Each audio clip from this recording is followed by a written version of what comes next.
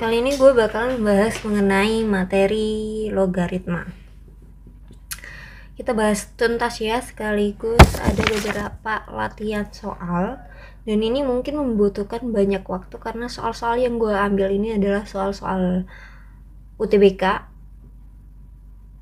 UTBK tahun gue kayaknya, nggak tahu tahun berapa.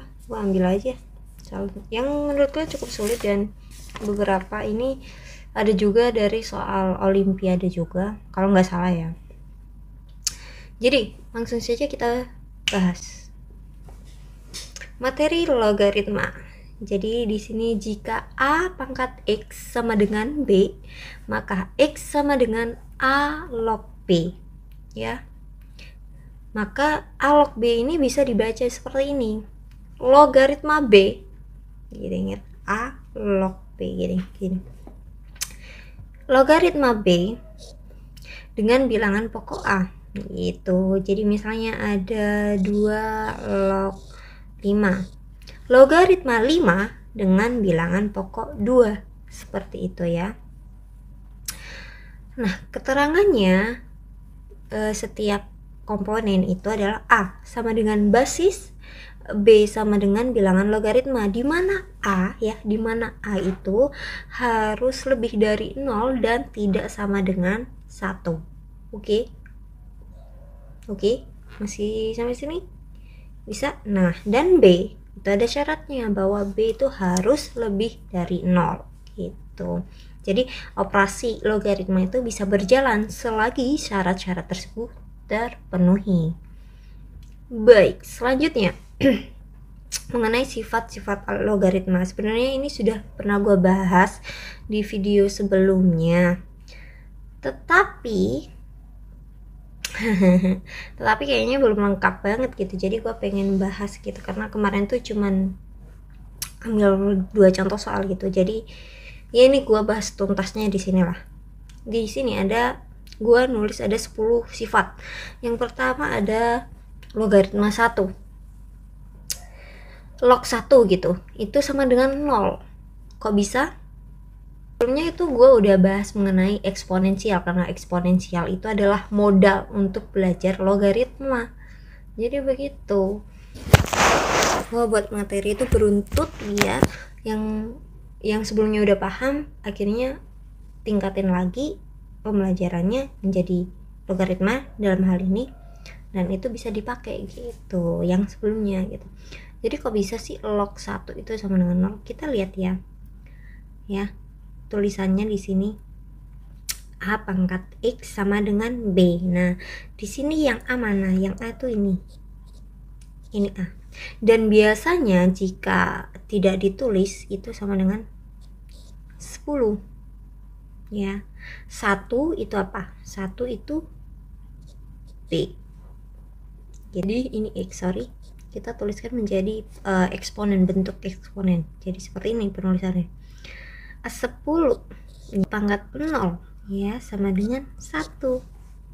Jadi berapapun bilangan jika dipangkatkan dengan 0 itu hasilnya 1. Jadi sebenarnya gak peduli bilangan pokok atau basisnya itu berapa, selagi itu log 1 maka itu hasilnya adalah 0. Oke, sampai sini paham? Paham. Jadi gak peduli berapapun bilangannya, selagi dipangkatkan 0 hasilnya 1 gitu. Ibaratnya begini dah, gue tulisin ya dengan tinta kuning.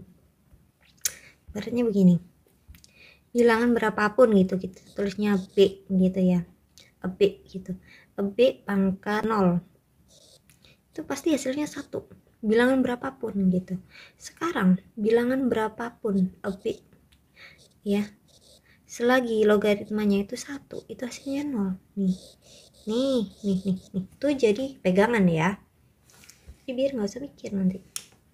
Selanjutnya log 10 sama dengan 1 lah, kok bisa? Nah, sebelum itu gue udah bahas nih, udah notice nih di atasnya bahwa biasanya basis atau a itu jika tidak ditulis itu nilainya 10 gitu ya, secara umum nilainya 10.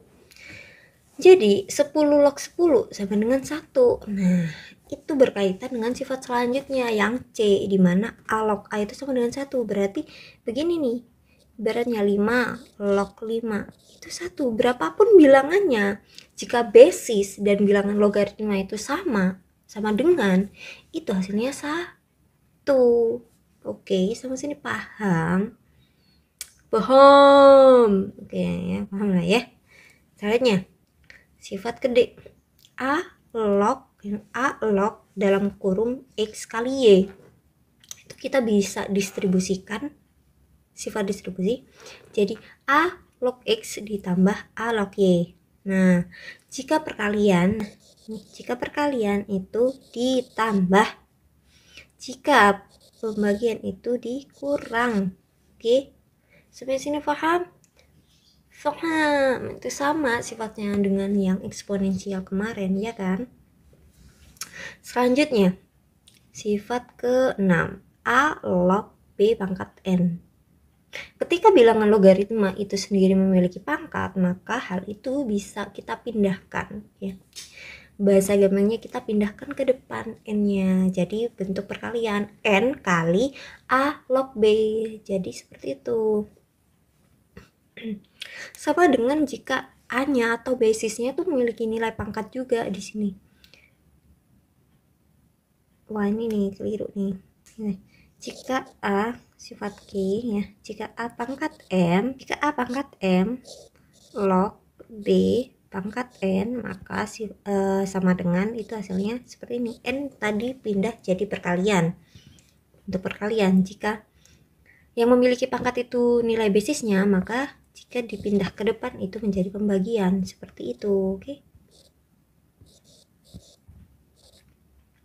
A log B seperti itu. Udah gini dah, aku kasih kurung biar kelihatan.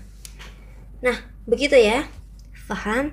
Jika yang memiliki pangkat itu basis, maka jadi per. Jadi kayak gini nih,